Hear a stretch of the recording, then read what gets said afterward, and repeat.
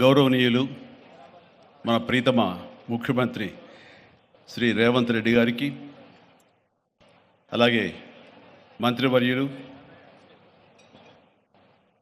Tourism minister Jupally Krishnarao గారికి, ఇతర శాసనసభ్యులకు, ఎంపీ పార్లమెంట్ సభ్యులకు, మా సీఎం రమేష్ గారికి, ఇతర ఆహ్వానితులకు, నాయకులకు, మీడియా మిత్రులకు, ఇక్కడ విచ్చేసినటువంటి ఆహ్వానితులకు, అలాగే ఇక్కడ పనిచేస్తున్నటువంటి కార్మికులకు, ప్రతి ఒక్కరికి నా హృదయపూర్వక నమస్కారాలు. ఈ ప్లేసు మీ అందరికంటే నాకు ముందు తెలుసు. 2000 సంవత్సరంలో రామ్దేవ్ ఇది ప్రారంభించినప్పుడు ఇక్కడ కొన్ని మొక్కలు పాంప్లెట్ వేసి మా ఇంటికి తీసుకొచ్చి, మీరు ఇల్లు కడుతున్నారు, ఏదైనా ఉపయోగపడుతుందో చూడండి అంటే వెంటనే ఎంత ముచ్చరేసిందంటే, ఎప్పుడో విదేశాలకు వెళ్ళినప్పుడు నువ్వు ఇలాంటి మొక్కలు, ఇలాంటి కళాకృతులు, ఇలాంటి అద్భుతమైనటువంటి సజీవ శిల్పాలు, జీవం ఉన్నటువంటి ఇలాంటివి చూస్తుంటే ఇలాంటివి మనం తీసుకెళ్ళిపోతే బాగుండే, వాడ షిప్లో తీసుకెళ్తే బాగుండే అని అంత టెంప్ట్ అయ్యేవాడిని. అలాంటిది ఇక్కడ హైదరాబాదులో ఈ శివారుల్లో ఒకటి లభిస్తుందంటే కనుక చాలా ఆనందంగా ఉంటుంది. రామ్దేవ్ ఫస్ట్ ఆఫ్ ఆల్ నేను కూర్చున్న చోట బయట కనపడకుండా నాకు ఏదైనా ఫెన్సింగ్ లాగా ఉండాలి, అలాంటి గుబురుగా ఉండకూడదు అంటే అక్కడ చక్కగా కొమ్మల్ని ఒక ఫెన్సింగ్ లాగా అల్లి పైన మాత్రం గ్రీన్ ఉండేలాగా పెద్ద స్క్రీన్ చేశాడు. అది ఇప్పుడు చూస్తుంటే కనుక ఎంత బాగుంటుందంటే బయట నుంచి చూసేవాళ్ళకి నేను జైల్లో ఉన్నట్టు ఉంటుంది, అన్ని కటకటాల్లాగా ఉంటుంది. అది అద్భుతమైన కళాఖండంగా నేను ఫీల్ అవుతుంటాను. అట్లాగే చాలా అద్భుతమైన చెట్లు కొన్ని మా ఇంట్లోనే పెట్టుకున్నాను. ఇవి ఎప్పుడో 2002లో 2003లోనో మా ఇంట్లో పెట్టుకున్నాను. అప్పటి నుంచి నాకు అంత ప్యాషన్. ఆ తర్వాత ప్రతి క్షణం ఈయన ఎదుగుదలను చూస్తూ వచ్చాను. ఎక్కడ నాకు ఈయన రామ్దేవ్ ఒక వ్యాపారవేత్తలా కనబడ్డు, ఒక కళాకారుల్లా కనబడతాడు. అందుకే నా మనసుకి అత్యంత దగ్గరగా అయ్యాడు. ఆ తర్వాత ఏదైనా వస్తే కనుక చూస్తారా మొక్కలు అంటే, ఇదివరకంటే ఏదో వేలల్లోనో లక్షల్లోనూ చెప్పేవాడు, ఇప్పుడు కోట్లలో ఉందంట కదయ్యా. ఇప్పుడు నా సంపద అంతంత మాత్రమే ఉంది, కొనలేనేమో అన్నారు. కానీ చూడండి సార్, వస్తే మీరే టెంప్ట్ అవుతారు. ఇప్పుడు గౌరవ ముఖ్యమంత్రి గారితో పాటు అన్నీ వీక్షిస్తుంటే ఎంత టెంప్టింగ్ ఉందంటే, ఇవన్నీ మన ఇంట్లో పెట్టేసుకుంటే ఎంత బాగుంటుంది అనిపిస్తుంది. అంత అందంగా దీనికి కావాల్సిందని వ్యాపార దృక్పథం కాదు, కళా హృదయం ఉండాలి.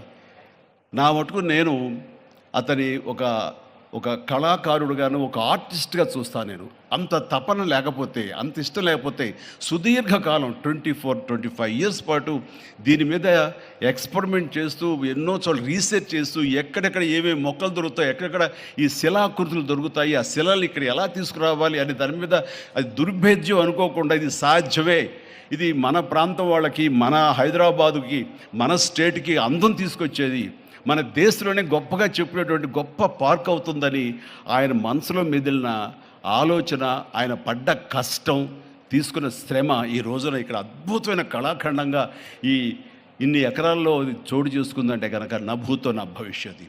ఎవరైనా సరే అంత డబ్బులుంటే కనుక ఏం వ్యాపారం చేద్దాం, ఇంత స్థలం ఉంది కదా, దీన్ని ఎలా రియల్ ఎస్టేట్ చేద్దాం, దీన్ని ఏదో గవర్నమెంట్ వాళ్ళ మన్నలతో వాళ్ళ పర్మిషన్లతో తీసేసుకుని అక్కడ మనం మల్టీ స్టోరీ పెట్టుకుంటే ఆయన జీవితం కాదు కదా, తరతరాలుగా నిలిచిపోతాడు. అలా కాకుండా ఆయన కేవలం ఒక లోపల ప్యాషన్, చిన్నప్పటి నుంచి కాలేజీ రోజులో చదివే దగ్గర నుంచి, ఆర్ట్ కాలేజీలో చదువుతున్న దగ్గర నుంచి కూడా ఆయన మదిలో ఉన్నటువంటి ఆయన బ్రెయిన్ చైల్డ్, అలాంటి దాన్ని ఈ రోజున ఈ రూపం తీసుకొచ్చారంటే ప్రతి క్షణం, ప్రతి కార్నర్ ముఖ్యమంత్రి గారు చూసి ఎంత ముచ్చటపడిపోతున్నారంటే అంత ఇంత కాదు.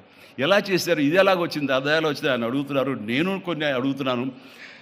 అడిగి ఇది షూటింగ్స్కి ఇస్తారా రామ్దేవ్ అని అడిగితే, ఇస్తానండి, కానీ ఫస్ట్ షూటింగ్ మీదైతేనే అన్నాడు. ఇప్పుడు నువ్వు ఆ మాట అన్నావు కదా, ఇప్పుడు కొత్తగా హీరోయిన్ని తీసుకొచ్చి ఆ అమ్మాయితో ఇక్కడ స్టెప్లు వేయాలంటే ఈ ఎండలో ఎలా ఉంటుందేమో తెలియదు, కానీ ఏదో చలికాలం అయినప్పుడు నెక్స్ట్ చలికాలం అయితే చేస్తానయ్యా అన్నాను.